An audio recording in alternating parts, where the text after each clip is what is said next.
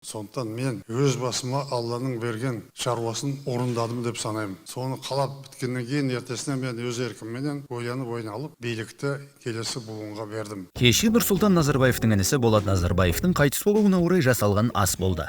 Ас Астаналық Республиканың бас мешітінде жасалды. Іс-шараға ескі Қазақстанның барлығы жиналды десек қателеспейміз.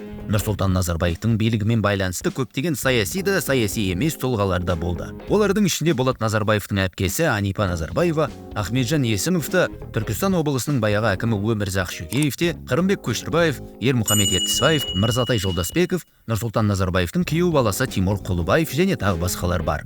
Айналаға күзет қойылғанымен, журналистер мен телефонға түсіруші қауым келген қонақтарды қарсы алып, қайтарда шығарып салды. Жұрттың көкейінде келген әрбір тұлғаға көптеген сұрақ жиналып қалған секілді. Ол сұрақтарды осы сияқты жиындарда қоймасаң, басқа мүмкіндікте болуы екіталай. Жиынға келгендердің бірең-сараңы берілген сұрақтарға жауап беріп жатты.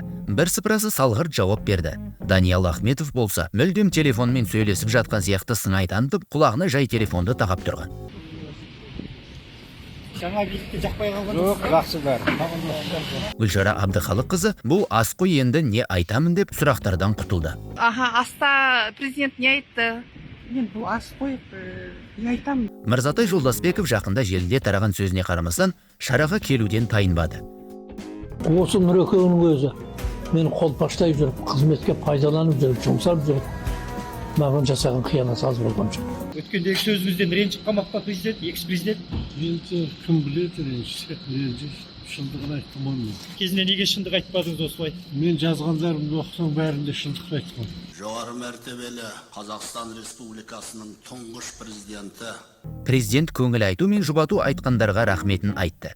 Сөз арасында президентімізді қолдау керектігін ескертуді ұмытпады. Сөзінің аяғында өзгерістердің керектігін, сол өзгерістермен ары қарай даму болу үшін өз еркімен билігін келешек ұрпаққа бергендігін айтты. Мен ештемеден қамықпаймын, ештемеден жалықпаймын, ешқандай сөз маған тимейді. Елімізді, тәуелсіздігімізді сақтап қалу үшін бір адамдай болып, елбасының жасап жатқан шаруасын қолдауымыз керек. Еліміз аман, жұртымыз тыныш болсын.